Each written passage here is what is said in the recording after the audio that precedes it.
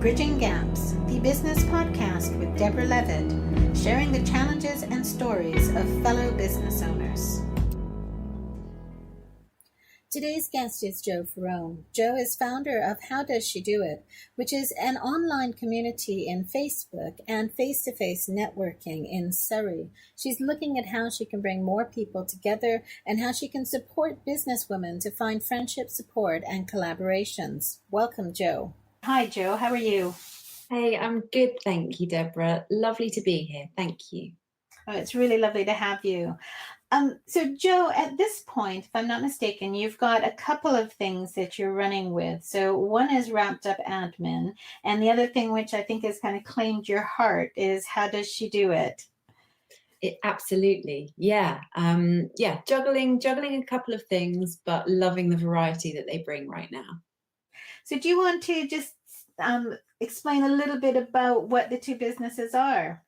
Sure, yeah. Well, Wrapped Up Admin is a business that I started about 3 years ago now, and it is supporting small business owners with all of the back office tasks that they haven't perhaps got time to do, perhaps they don't know how to do, or very honestly, they just don't want to do, which is absolutely fair enough. So I'm very privileged to work with a variety of small business owners. Interestingly, about 90% of them are women, and I get to enjoy learning all about these different businesses all the time, which is just fabulous. So that's Wrapped Up. And How Does She Do It is something that was born at the side, on the edge of Wrapped Up, when I was loving the work, loving my clients, and was doing really, really well, but realized that there was something that wasn't quite right, and that was actually the isolation that I felt I was experiencing whilst working for myself. So I set up How Does She Do It? It's a Facebook community, just a group, and it's become a place. It was a place I set up for myself to support others, but in all honesty, it was to support me, to be able to speak with other people that were in the same position as me. So yeah, it's grown and grown, which is lovely. And whereabouts are you planning on taking it? I know you've got some plans for what's happening, which by the time we release this will already have taken place. Absolutely, yeah. There are some announcements coming in the coming weeks and months, which I'm really, really excited about. I've always been someone that has been very happy to be backstage, if you like, beavering away in the background, supporting people in various different roles that I've had. But now I feel that I've been through an awful lot, and I'm blessed to be meeting so many amazing, inspiring business owners that I want to take it a step further. And I actually want to start getting my voice heard, getting my face seen, and just being a little bit bolder and getting people to really start talking honestly with each other and sharing and supporting each other. So yeah, I have events. I have more networking events planned and workshops as well. So yeah, it's really, really exciting. And one of the things you mentioned was the sense of isolation that led you to set up the group in the first instance. I think that's something that a lot of business owners, when they start out, they don't expect. They've assumed, especially if they've come from a corporate background, they kind of assume that there will be people around them, and that they're a little bit shocked almost by the isolation or the loneliness, and don't necessarily know how to deal with it. Have you found that to be the case with the people who are joining How Does She Do It, or those sorts of experiences? Absolutely. And I think it's less that they're not expecting it, and it's more that they, and myself included, are focusing on the positives of working for yourself, the flexibility, particularly if you've got a family and you want to be there for your children, whether that's going to school assemblies or whether it's doing the school run, or just generally being there as a parent. So I think we're very correctly focusing on the flexibility and the positives of it, that we almost just don't think about the potential that there could be negatives. And again, I think this is something that people are not necessarily speaking about either. And I think with social media these days, we are very good at looking from the inside out and perceiving other people to be coping with everything brilliantly and have everything just so. And we compare everyone else's front of house with our backstage. And so that's not an even comparison. So I think it runs quite deep. And I think that we've got to be very, very wary of our mental health in these modern times. And obviously that's a recurring theme, very publicly these days as well. And I think it is incredibly valuable to be speaking about it and to be bringing awareness to it. And something that I know you did the other day in the group was you basically did, I think it was a Facebook Live, and said, look, life's been tough, things have slipped, and I just wanted to let you know. And I think that was really great because it was that really honest, and I'm telling you that there's been a problem rather than just trying to deal with it. And I just wondered how that felt to you to actually just come out and tell. You've got quite a large group there. How did that feel, and how did people respond?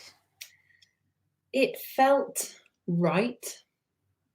I didn't actually feel nervous, which I surprised myself that I didn't feel nervous. I want to lead by example. I don't think you can be truly authentic if you're telling people what they should do, but you're not necessarily doing it yourself.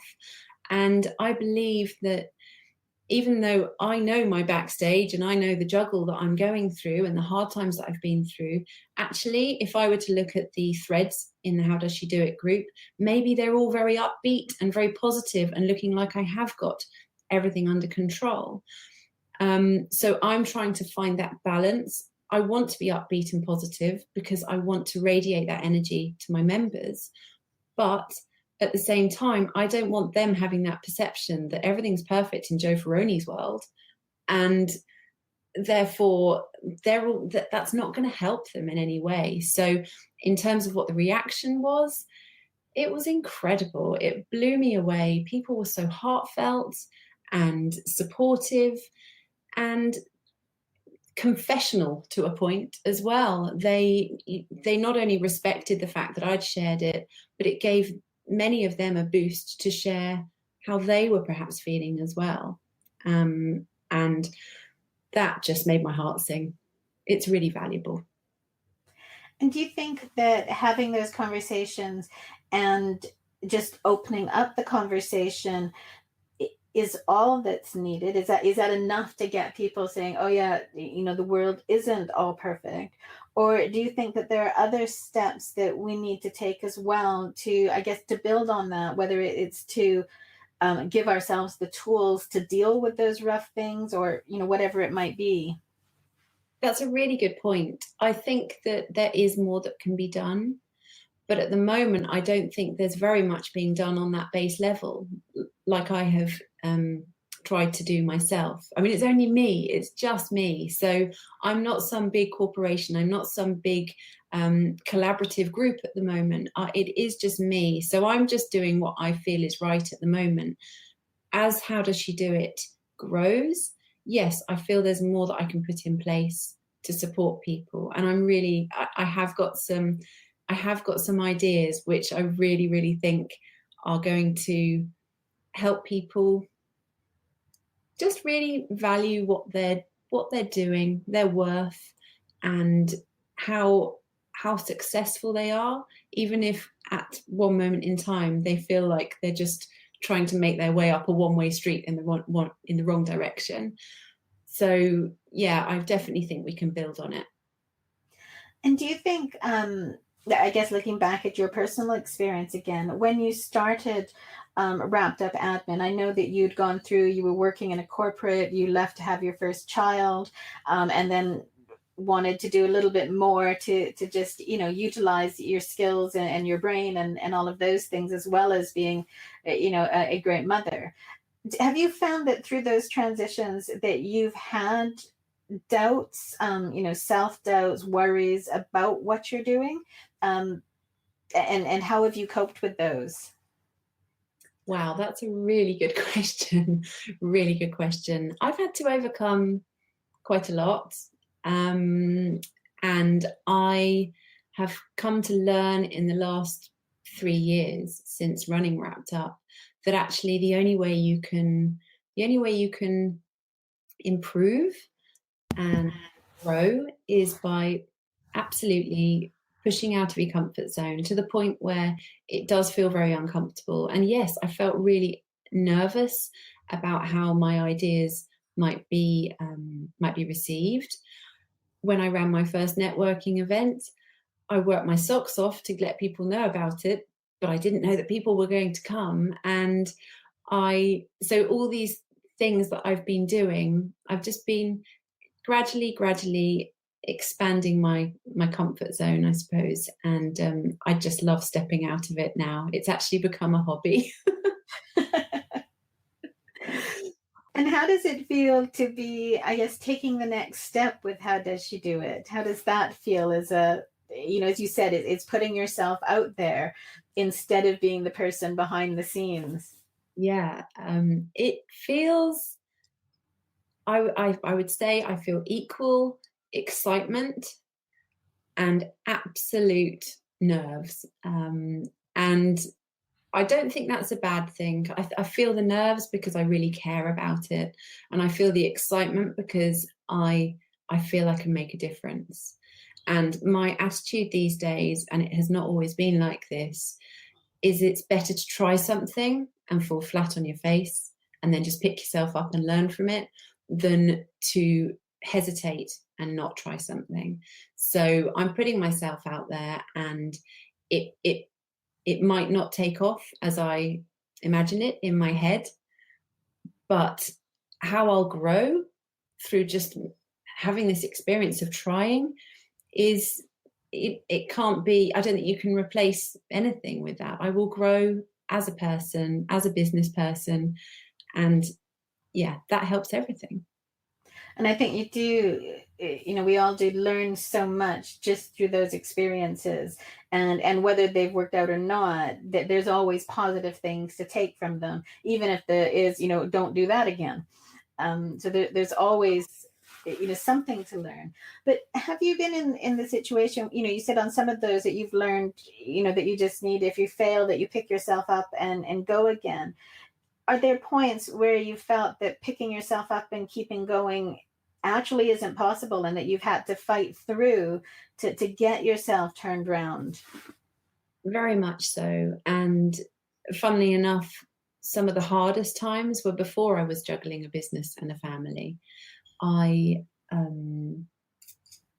yeah, I feel like I hit rock bottom shortly, well, in the time before I started Wrapped Up Admin, and I suffered quite badly with both pregnancies. I wasn't very well at all, and life changed very quickly for me, and I had to step away from life for a while. So I've had a lot of struggles, and I feel that actually what I'm doing now is something that I'd have never had the opportunity to do back then. And I felt I did well in the corporate world, and I was very proud of my growth and everything I achieved. And I wouldn't have changed any of it for the world. But actually, having had to hit a really bad point where I struggled with postnatal depression, and really wasn't what's the word? I wasn't, when you said about being a good mother earlier, I didn't even feel like I was a good mother. I thought I was just struggling my way through. And so to have come from that place to feel that actually I could end up empowering and helping other women makes me feel so proud. And I just want to do good. I think that a lot of business people that I speak to, and it's not just business people, a lot of the time the driver is to make people feel good or to make people happy. And it's quite interesting, I think, how we take those experiences of our own and want to, help somebody else either through them or to not experience them if that's possible. And I think that, with the experiences you've had, that really is going to resonate with some people. That's really going to resonate, with them thinking the same things or feeling. And it makes a huge difference to then being able to be open about it and to go, actually, I am struggling with this, or I am struggling. I'm trying to be a mother and I'm trying to be a businesswoman, or, not even necessarily being a parent, but just trying to have your life in some sort of balance. Sure. And being able to speak openly about that can be very freeing, I think. And so how do you juggle it now? Because you've got a husband, you've got, I think it's 2 children, you've got 2 businesses. Hmm. How do you stay sane? Are you sane, Jo? I'm sure this is questionable. How do I stay sane? I must admit I'm not perfect, and actually I could really do with taking my own advice a little bit more. The advice that I offer clients to really find that some kind of balance, because actually we can't do it all. I don't believe we can do it all. That's my opinion. So I find balance by making sure that I make time for myself. I've overcome the feeling of selfishness, which so many women say, don't they? Oh, it's selfish to think about myself or to do something for me. Well, actually, I do believe that it's not selfish, and that actually that is self-care. It's taken me a while to get to that point. It's not, you don't just flick a switch and suddenly start looking after yourself. I'm having to find more boundaries. That's something, my theme this year actually in 2018 is boundaries and structure. And the boundaries are to make sure I don't let work take over normal life. And the structure means that I can get my work done within those boundaries and free myself up to be present for my family and my husband. And I think that we all need to make sure we get out and exercise. I make sure that I walk every day, even if I don't do any more than go for a power walk early in the morning. That's fine. If that's all I can do, that's great. But it means that I'm getting out in nature. I'm looking out into the window right now. Out into nature, come rain or shine. That's really good. So I don't think we need to do major things. I don't think we need to, it would be nice to have a spa break every week, but it's not something that I feel is a necessity. There are little things that I think we can build into our daily routine or our weekly routine that can help us find that balance. And what about when you get the pressure of, somebody is maybe from, one of your clients, somebody is pushing because they need something, and they've got, an emergency for them. If that's pushing against your boundaries, how do you find, are you able to push back? Are you able to go, actually, no, I do have something else planned, and that is, as important, and therefore I can't sort this out for you? Or do you find yourself flexing? I would say I used to flex a lot more, and I would find myself working into the early hours of the morning. And I got to a point where I realized that me offering this great service of alleviating others' stress should not actually end up making me ill, not their fault at all. So I discovered that quite early on.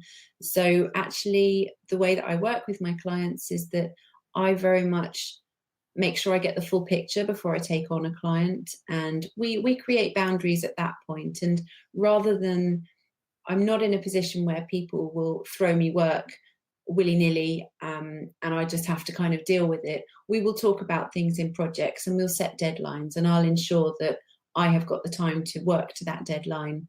So I think because a lot of my clients are business owning mums, they get it, and they realize how precious time is.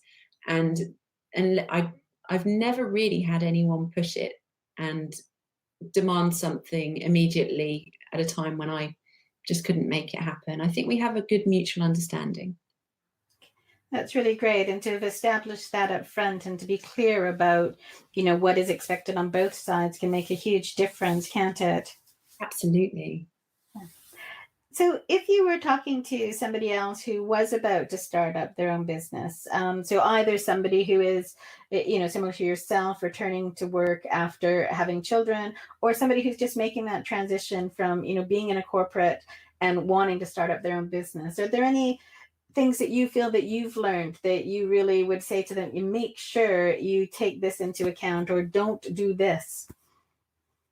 Great question. I have actually had this experience a few times recently. I would encourage them to come along to or go along to any kind of networking meeting early on, where they can be in a room where people can share the mistakes that they made. So someone starting their new business doesn't have to go through the stress or the time of making those mistakes. I think there are a lot of people out there doing a lot of things at the same time, trying to work out, how to do a website, how to structure their time, all these things that we're all doing. We're all recreating the wheel again and again and again and again. So I would really encourage people coming out of corporate, or like you say, someone starting their business because they don't want to go back to work, to just really get talking to others first. I believe that people that are doing it are experts in helping others because they've been through it already. And I think time management is probably a very important one as well, because we don't have a boss telling us, go home, get back to your family. And we don't have a commute to have that sort of build up to our day and coming back down after our day. It's a very different experience, and I think to speak to others going through it or who have gone through it is the most valuable learning, actually. And a lot of people that I speak to, the first thing that they're thinking, and I know this was true for me as well, is I don't like networking. I don't want to, be in that environment. It's something that is, whether it's scary, whatever your reasons are. And so they either put it off, or when they go, they don't really feel that they've got anything out of it. And do you have, I don't know if you, again, when I interviewed Anne the other day, she was saying that she puts on essentially a persona. She becomes confident Anne, and she consciously makes this decision before she goes in about how she's going to behave, and then partway through it all just becomes natural. So she has a very conscious way of I guess geeing herself up. Do you have any tips for how to make it more comfortable and how to make it feel natural, as opposed to, here, buy me, here's my card, on to the next person? I love this question because it's something that I really want to speak about, actually. I know that a lot of people do hear the word networking and want to run a mile in the opposite direction. And I completely understand that. When I went to my first ever networking event, my hands were shaking under the table. My heart felt like it was pumping across the other side of the room, and my palms were sweaty.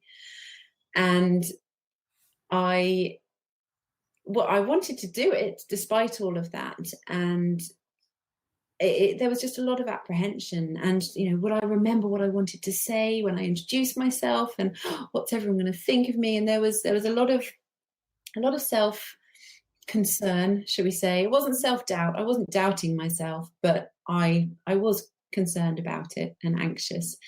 And I would just like to say that every networking event is very different. Mine is my events, How Does She Do It, are a fusion of all sorts of things. And if people come to my event and it's their first ever networking experience, I do encourage them, make sure you go to others as well, because this isn't necessarily a true representation of networking. This is just the way that I do it. And I know through testimonials that people that come to my events are not necessarily people that go to lots of networking events, and they've braved it to come along, and they felt very warmly welcomed. And I love what you said about Anne, getting her mindset absolutely in the right place. And I agree, you've got to tell yourself, be confident, it's all going to be fine. But I like to think that people can come into my event however nervous or anxious they are or unsure about what they're doing, because they might not even have a business yet. And I love that they're going to be warmly welcomed, and there aren't going to be cards shoved in hands. Selling is not the main reason for my networking. I like people to come in to make relationships, build those relationships, support others, and therefore build that trust with people. And hey ho, it might be that what comes around is someone buying from you or using your products or services. That's kind of the icing on the cake at my events. And it's certainly not the sole reason people should come and feel that they have to promote this perfect business to people. And it's very true. Well, a couple of points in there that I'll pick up on. So one is that all networking groups are different, and finding the ones that work for you are really important. And I remember there's one that I go to that's it's actually the Institute of Directors. It's a breakfast one, and I'm not good at mornings. And so I kind of dragged myself there on this first occasion. And then I was speaking to a business buddy afterwards who had also, we dragged ourselves there together. And we were both really dejected afterwards, because she said to me, well, what did you think? And I said, oh, I really liked it. And she said, yeah, I know. So did I. I'm going to have to go again. Brilliant. But it's a really nice group, and I think that's the thing, is putting yourself into some of those situations. You can be really surprised at what you find and whether you like it or not. And I was pretty determined I wasn't doing breakfast meetings, but I apparently now am. And yeah, and different groups do have a different feel. And I think for people to know that they can choose to walk away, that just because they went to one and didn't like it, as long as they're honest with themselves about, did I really not like it? Is it really not for me? Or am I just making an excuse because I was scared and lacking in confidence, and therefore I'm going, oh no, that wasn't for me. So I think being honest with yourself about it's then acceptable to go, no, that's not my style. I want this style. And I think yours are a little bit different as well. You have some extra things, which I don't think I've seen at any others. I think you said you invite somebody along for a little bit of therapy. Absolutely. I believe, so how does she do it? Networking is child-friendly networking. So people can bring, so most people are mums. Okay. But not exclusively. I always say to people, I've had some people say, can you come along if you're not a mum? Absolutely, you can come along if you're not a mum, but sometimes we talk about mum things. But yeah, the reason for the pampering and the therapists coming in is because I believe that mums, women in general, don't necessarily give themselves a lot of me time. Constantly on the go, constantly doing whatever they need to do. So I bring in a therapist at every event that I run in Guildford, and free sessions are offered, whether it's hand massage, whether it's Reiki, head massage, and people can have a free complimentary pampering session. And seeing people come back into the group, if you like, once they've had their session, it's just fabulous. They grow wings. You can see they're lighter, their faces are glowing, they've got big old smile on their faces, because they've just given themselves a few minutes out. And I will never stop doing that. I think it's just really valuable. And the therapists actually that come in and offer their treatments do very well out of it. So rather than just standing there and saying what they do, they're able to show, actually do what they do. So they get clients out of it as well, which is great. So if you're not somebody who does normally go for, therapy or pampering, you don't even necessarily know what it is. If somebody mentions Reiki and you've never been to Reiki, it is really easy to say, well, actually, that's not for me, and it can't possibly help. So having the little taster sessions as well is like, oh, okay, well, actually, there is something in that. So I can see how the therapist would also be gaining from it, as well as the individual who's participating. It's a Um, it's a lovely two-way street, actually, and that's been a bonus for me. I set it up to give the mums pampering, but to hear the incredible positivity from the therapists is, again, icing on the cake. but a very tasty icing. Absolutely. And I think those things about, you mentioned before about making sure that you did some exercise and you took time for yourself. And I think it is really easy to not do that. And it's something that I know I'm quite good at not doing. And Mm. I borrow a dog, and when I've got him, it does change, because one half the time he sat next to me, shoving his nose under my arm, going, "Excuse me, do you not realize you're meant to be stroking me?" But also, he needs to be taken out. He needs to go out. So it makes me have those little breaks. And I know that the days when I do go and I just go for a walk in the forest or something, and I just go and enjoy the peace and enjoy watching him run around like a lunatic, Mm. you just feel so much better afterwards. Oh. And yeah, it's so important, isn't it? And isn't it interesting that you say, I know I need to take, I know the dog needs to go out. What we don't do ourselves is say, I'm a human being. Of course I know I need to go out, because there's just so much distraction, so many things that need to be done as human beings. Whereas, the dog needs to eat, sleep, and run, and have lots of fun. So we could all learn, I think, a thing or two from our pets.